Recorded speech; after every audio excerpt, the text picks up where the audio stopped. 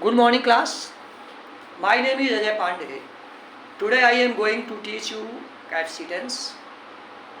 Capacitance क्या होता है, इसका फिजिकल सिग्निफिकेंस क्या है, ये हम आपको एग्जाम्पल के माध्यम से बता रहे हैं. For example, when we poured liquid in a vessel, its level rises continuously, and when it is completely filled, liquid flows out from the vessel. जब हम किसी भी लिक्विड में, किसी भी विशल में लिक्विड को डालते हैं, उसका लेवल धीरे धीरे बढ़ता है और वह जब पूरी तरह से भर जाता है तो लिक्विड बाहर आने लगता है. Similarly, when charge is given to a conductor, its potential increases, and when it is completely charge, charge begins to leak out in the surrounding. जब हम किसी भी कंडक्टर को चार्ज करते हैं तो इसका पोटेंशियल धीरे धीरे बढ़ता है और वो जब कंप्लीटली चार्ज हो जाता है तो चार्ज मीडियम में लीक होने लगता है and dielectric property of and insulating property of medium vanishes. तो जो इंसुलेटिंग प्रॉपर्टी मीडियम की होती है वो चार्ज होने लगती है. इसका मतलब यह है कि जब हम किसी भी कंडक्टर को चार्ज करते हैं तो उसका पोटेंशियल धीरे धीरे बढ़ता है और वो जब कंप्लीटली चार्ज हो जाती है तो चार्ज जो है वो मीडियम में लीक होने लगता है. तो therefore the physical quantity which decides the ability to collect charge is known as capacitance. Capacitance वो प्रॉपर्टी हो जो ये डिसाइड करती है कि कोई कंडक्टर कितना चार्ज कलेक्ट कर सकता है. उसके बाद अगर हम चार्ज करते हैं तो मीडियम में चार्ज जो है वो लीक होने लगता है. तो कैपेसिटेंस की डिफिनीशन है ये, the physical quantity which decides the ability to collect the charge by the conductor. The ability of conductor, the ability of conductor to collect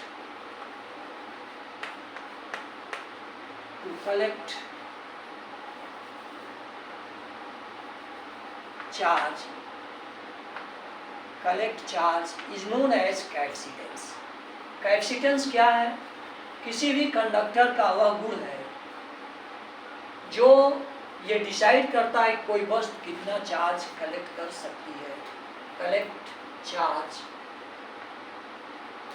the ability of conductor to collect charge is called capacitance. ये capacitance की definition है. इस तरह से यदि if we give a charge Q to a conductor, its potential increases, therefore charge is directly proportional to electric potential. और यहाँ हम एक proportionality constant लेते हैं Q equal to CV. C is proportionality constant known as capacitance. C is a proportionality constant known as capacitance. इसको हम इस तरह से लिख सकते हैं, C equal to Q upon V.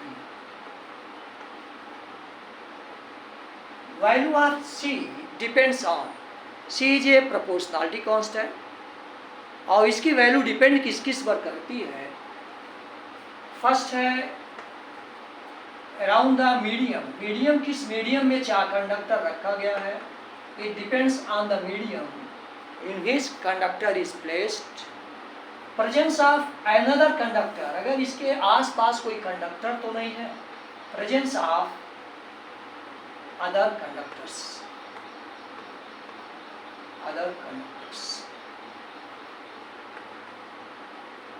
और तीसरा होता है साइज ऑफ द कंडक्टर.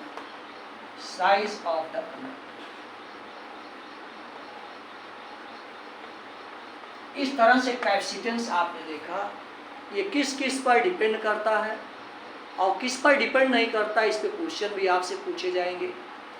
दे दिया गया, ये 3 चीज़ें दे दी गई, मीडियम, कंडक्टर, साइज, और तीसरा दे देगा जिस पे डिपेंड ना हो उस पे आपको टिक करना है। और ये डिपेंड नहीं करता है कि इस पर, नॉट डिपेंड, ये इस पर 3 चीज़ों पर डिपेंड करता है। और नॉट डिपेंड्स ऑन चार्ज, ये चार्ज पर डिपेंड नहीं करता है, नॉट डिपेंड्स ऑन चार्ज। ये पॉइंट्स हैं जो एग्जाम में आपसे पूछे जाते हैं कि ये चार्ज पर डिपेंड करता है कि नहीं। देखने में लगता है कि C is directly proportional to Q, but capacitance does not depends on charge, because if we increase charge, potential also increases in the same ratio and cancels the effect of increasing or decreasing. जब हम charge में increment करते हैं तो potential भी उसी ratio में बढ़ जाता है और वो चेंजिंग का जो इफेक्ट होता है उसको कैंसिल कर देता है। जैसे हमने अगर चार्ज को ट्वाइस किया तो पोटेंशियल भी ट्वाइस हो जाता है और लास्ट में ये फिर बचता है Q/V, और कोई चेंजिंग नहीं होती है पोटेंशियल पर। चार्ज कैपेसिटेंस जो है वो चार्ज पर डिपेंड नहीं करता है। इसका रीजन पूछा जाएगा आपसे, करता है कि नहीं, ये भी आपसे पूछा जाता है। तो इस तरह से ये किस चीज़ पर डिपेंड करता है। अब इसके हम यूनिट निकालते हैं। यूनिट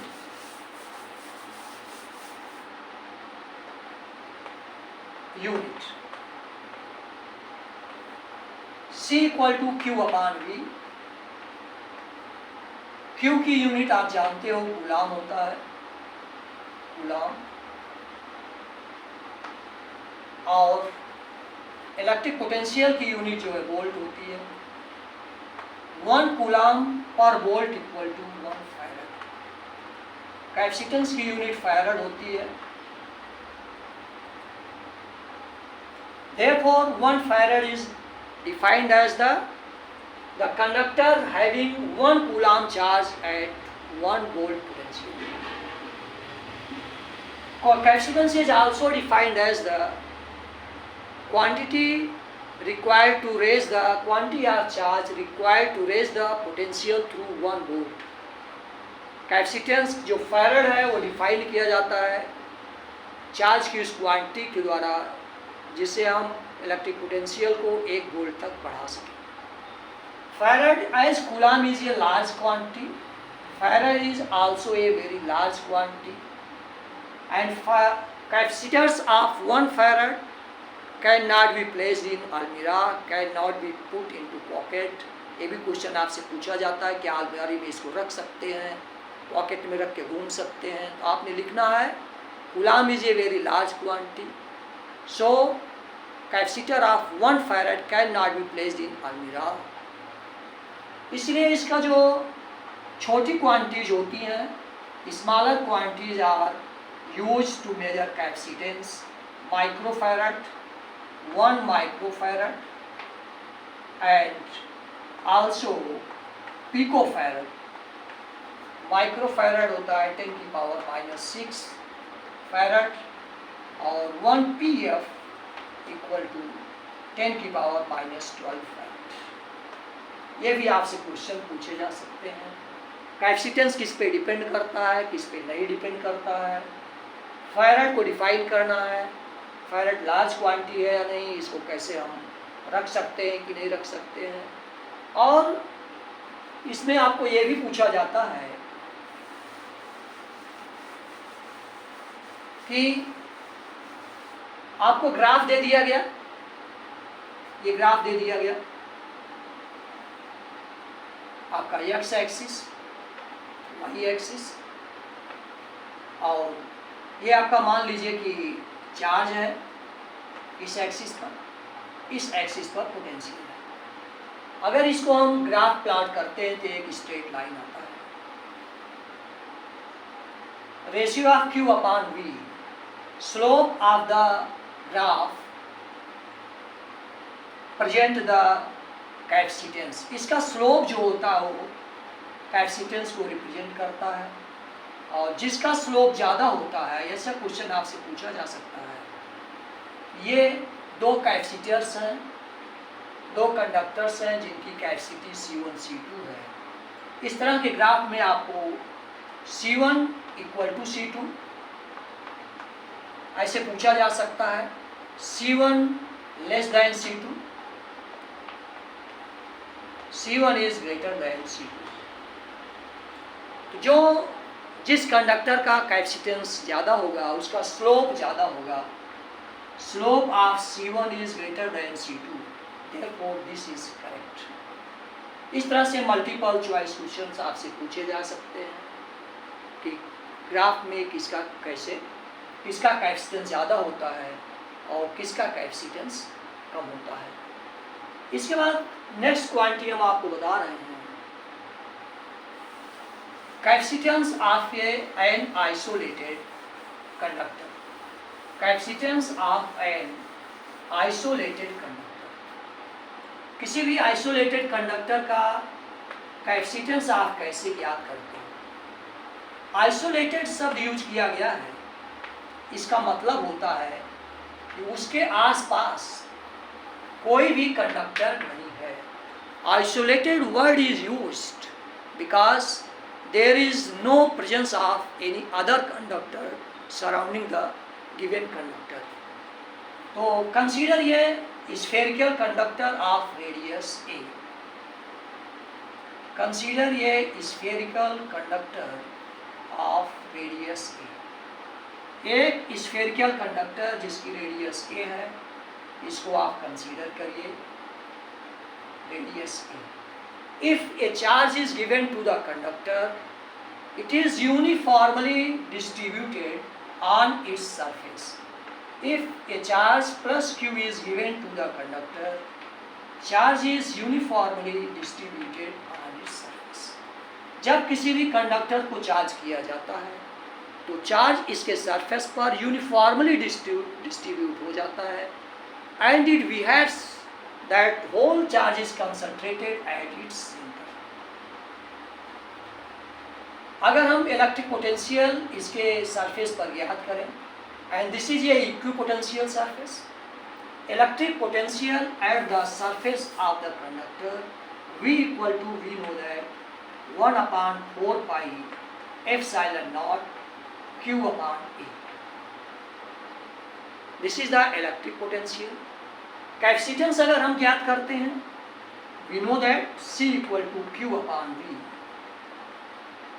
इसकी वैल्यू अगर हम पुट करते हैं तो ये आपका हो जाता है 1 upon 4 pi epsilon naught Q upon A, और ये क्वांटिटी हो जाती है आपका Q से कैंसिल हो जाता है, ये ऊपर आ जाता है C इक्वल टू 4 pi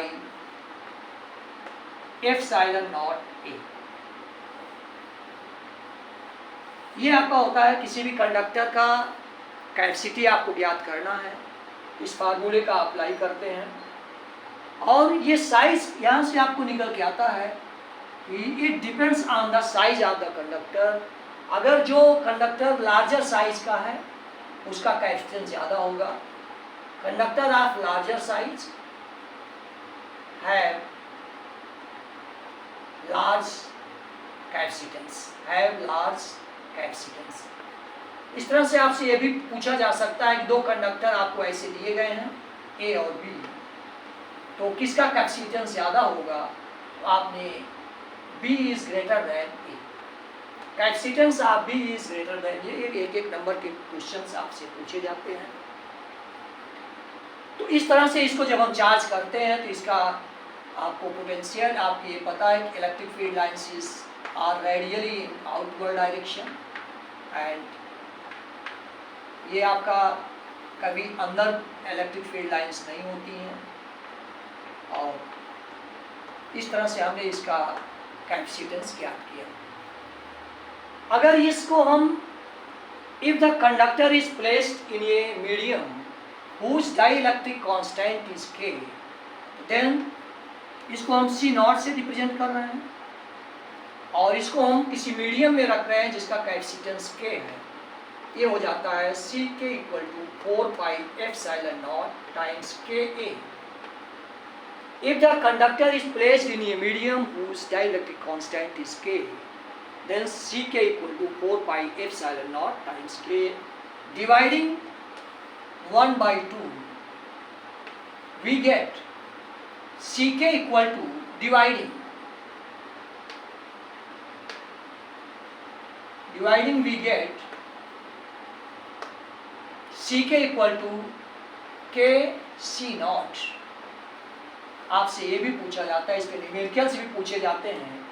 यदि मीडियम में रख देते हैं हम, ये आपका कैपेसिटेंस जो होता है C नॉट K टाइम्स बढ़ जाता है। Ck increases K times to C naught, and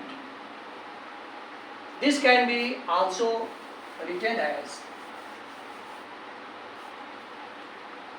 if we can write this Ck upon C naught